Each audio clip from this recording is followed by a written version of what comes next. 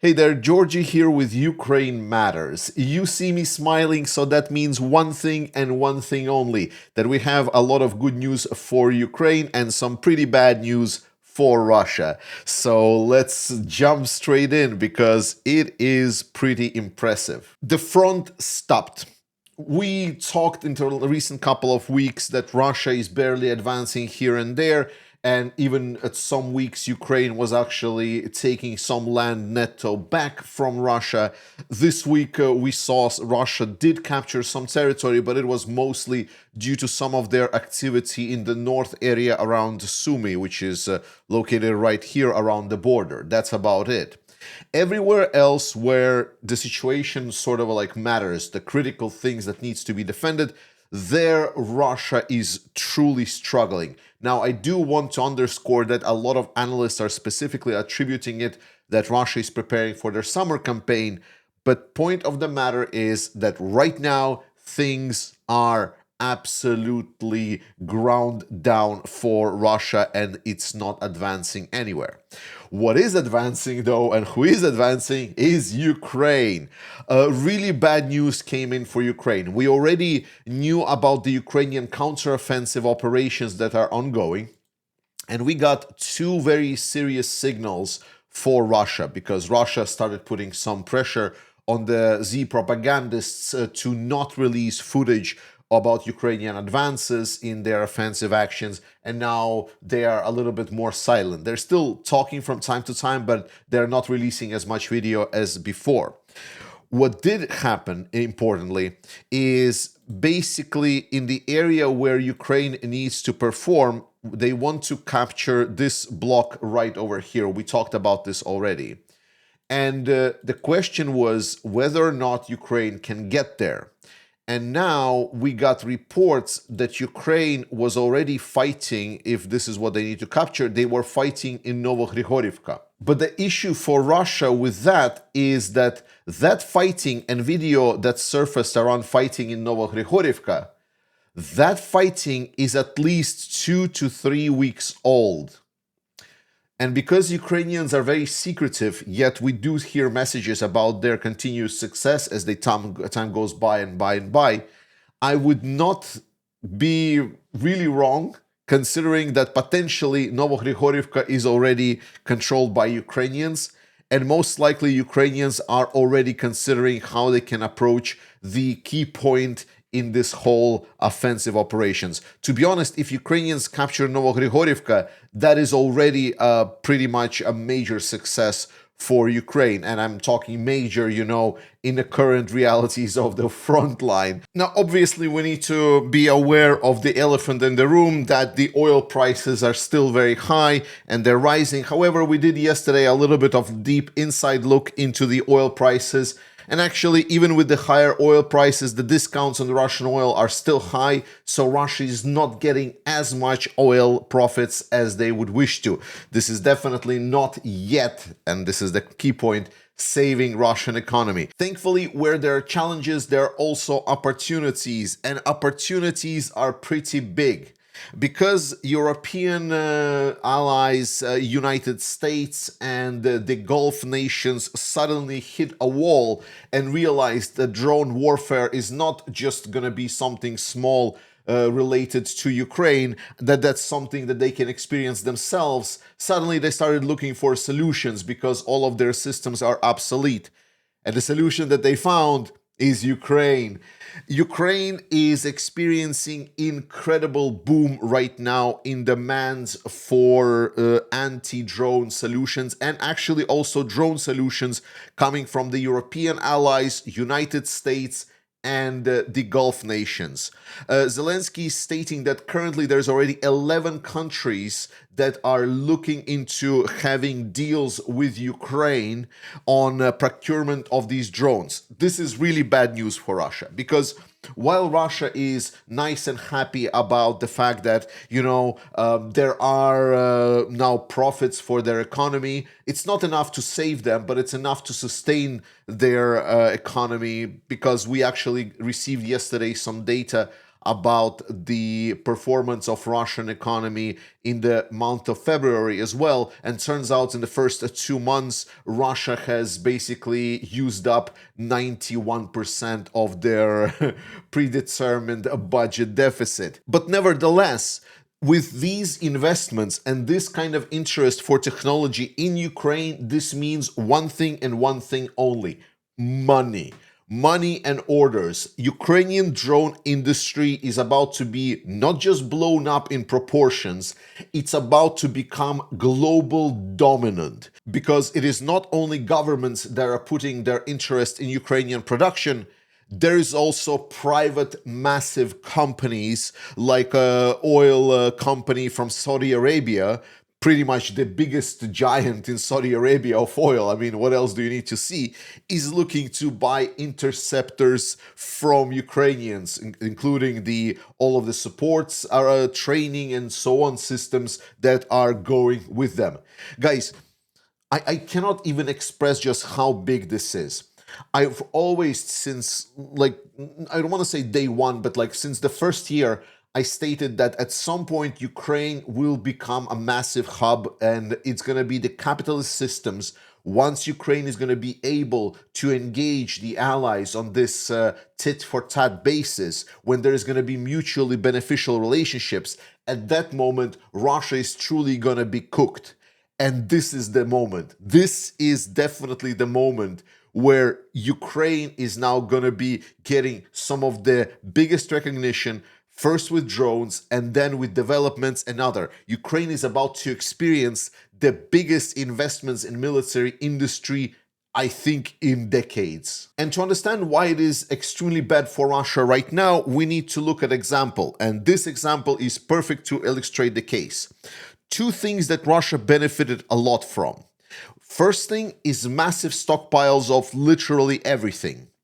And second, inability of Ukrainian to conduct long-range strikes against Russian targets.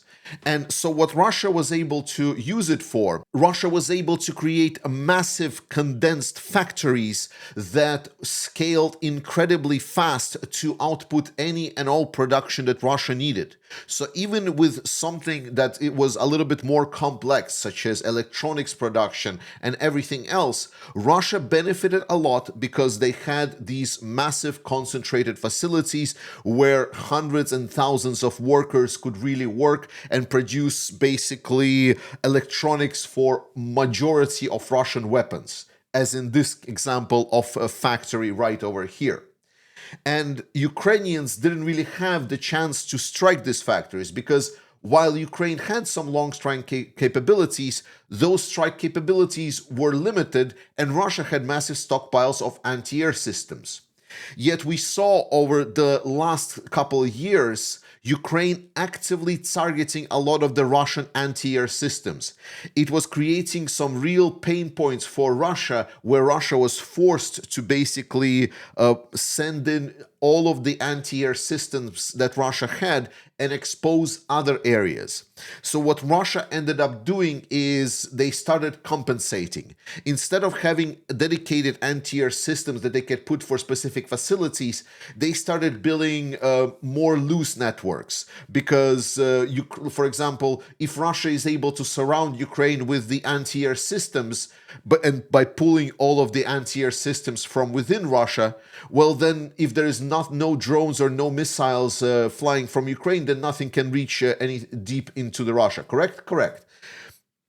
The problem is, if Ukraine works at the Russian air defenses long enough, then there starts appearing holes as Ukrainian capabilities grow. And this is exactly what happened. So what Ukrainians did, about a day and a half prior to the strike on this facility, Ukrainians launched a very vast attack with their drones towards the depth of the Russian Federation. They were intercepted. A lot of them were intercepted on the way. Yet, because Russia is already losing some of that anti-air capabilities, a lot of the Russian anti-air systems just physically ran out of missiles. And Russia maybe has some newer missiles produced, but because they need to move them around and it's troublesome, they just didn't have the time to fully restock all of the anti-air assets. And a day and a half later, Ukraine uses at least 10 Storm Shadow missiles to fly on the same path, except not into depth of Russia, but towards the Bryansk region, towards this critical facility that is producing a lot of important electronics for a lot of the Russian weapon systems. Very critical facility. And completely obliterates it. It's not just one missile hitting stuff. There is over 10 impacts that are at least recorded by the satellite images. And Russia was basically seeing their whole production facility, the critical facility for their defense, just being completely obliterated. And the cherry on top of it is that there was a Ukrainian drone that was actually hanging around in the area and recorded this whole strike. It recorded everything. It was not like something just fly by. It was a Ukrainian drone that was just hanging around in that area. It was able to just perform their mission uninterrupted because Russians did not have anything to intercept it with. And this is absolutely critical for Russia right now. Because if Ukraine is going to expand their drone industry, especially now that Ukraine is also investing heavily in training for new drone units, this is going to be newly trained defense drone units that are going to have a lot of new toys, and they're going to have the ability to strike deeper inside Russia. Drones are right now defining everything on the front line. You know that Starlink, for example, was very much important for Russia. Russia really relied on Starlink for a lot of their operations, specifically with the drones. New data shows that once the Starlink was turned off in Ukraine, Ukrainian Starlink traffic dropped by 2/3. It is insane. Russia was operating 2/3 of the Starlink terminals inside Ukraine. That is how much Russia was dependent on this system and how much of it was now cut out. The key takeaway word from this whole opportunity for Ukraine is tempo. Ukraine is seeing Russia losing a lot of tempo, and Ukraine is getting tempo in this war. And if Ukraine is going to be one step ahead of the Russians all the time, then Russia is going to be playing catch up. That is not the war that Russia wants to fight. Russia wants to fight this grinding war. They want to fight the war where they're just using these immense resources, insane oil profits, and finding the weaknesses inside of our Europeans and political systems to exploit. This is what Russia wants. But if Ukraine, just by the sheer technological dominance in very critical area of the war, suddenly starts gaining tempo and advancing and pushing Russians more and more back technologically, then suddenly new opportunities are going to start opening on the front line.